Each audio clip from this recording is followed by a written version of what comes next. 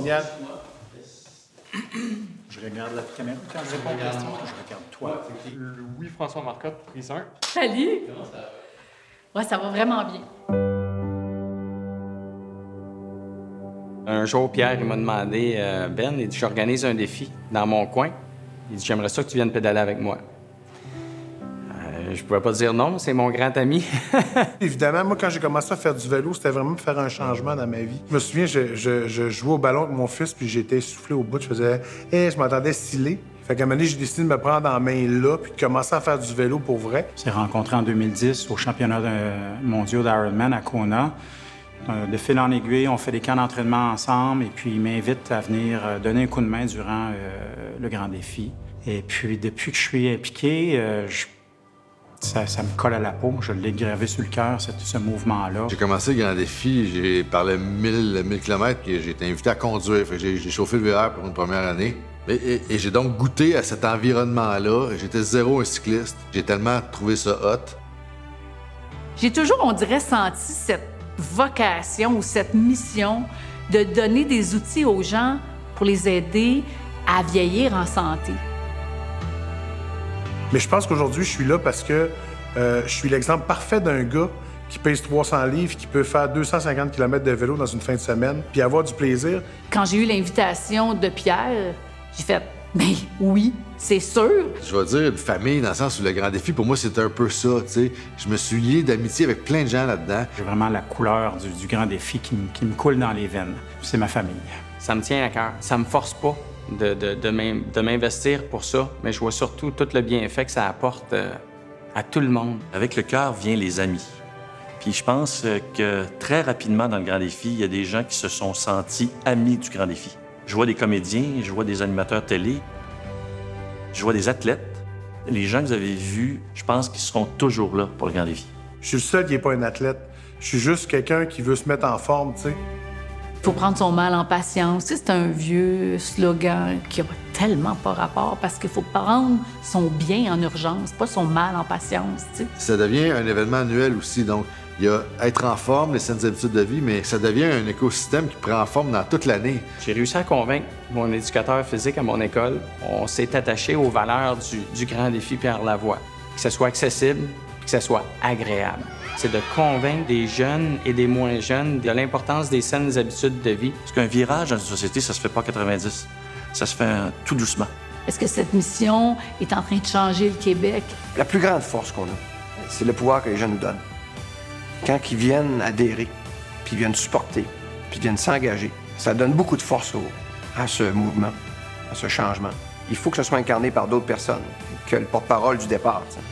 Je sentais que j'oubliais les gens autour en donnant toute l'importance au vélo. Et le million de kilomètres nous a permis vraiment d'ouvrir à tous les sports. Sincèrement, moi, demain matin, on peut s'arrêter et se dire, regarde, je pense qu'on a parti quelque chose qui va continuer. Et je suis vraiment fier.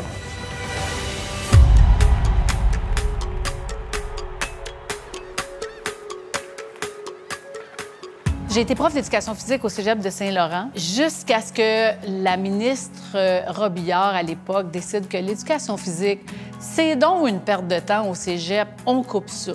C'est parce qu'en fait, je pense qu'on n'a pas compris, l'être humain encore, qu'il faut s'occuper de nous. On est tellement concentré sur notre carrière, sur le fait qu'il faut performer, faire de l'argent, s'occuper des enfants, avoir sa maison, qu'on oublie qu'il faut faire la première affaire, c'est se brancher avec nous-mêmes.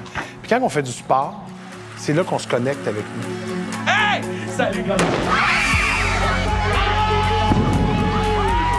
Et on s'est dit, nous, pour nos enfants, on voyait la société où elle s'en allait, et on se disait, il faut que nos enfants soient actifs.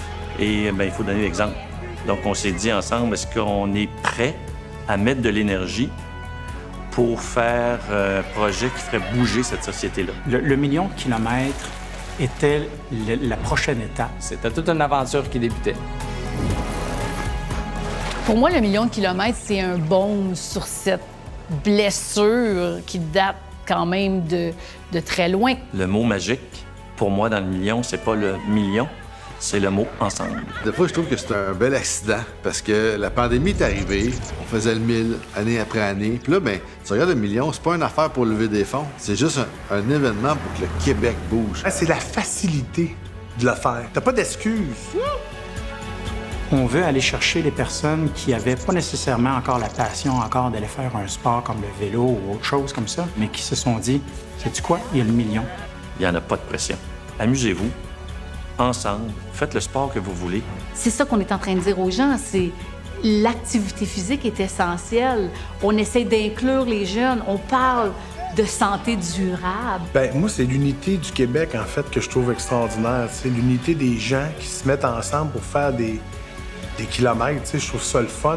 T'sais, nous, on le vit en vélo dans ce week-end-là. On croise des gens qui nous croisent. On fait nos kilomètres. Puis là, ils continuent. Chou.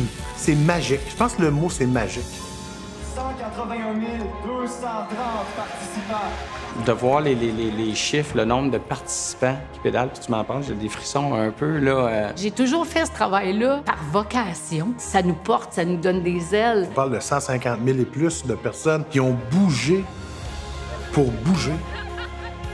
Mais en même temps, le prochain step, c'est quoi? C'est de se tourner puis de regarder ce que vous avez fait. T'sais. La pandémie va être finie pas mal. On va recommencer le 1000 km. Puis il faut que le million ensemble reste.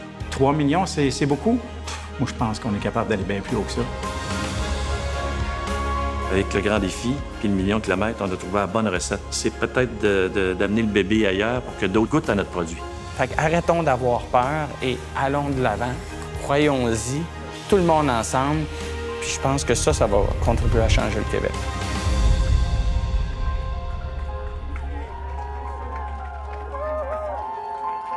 Je vous aime d'amour.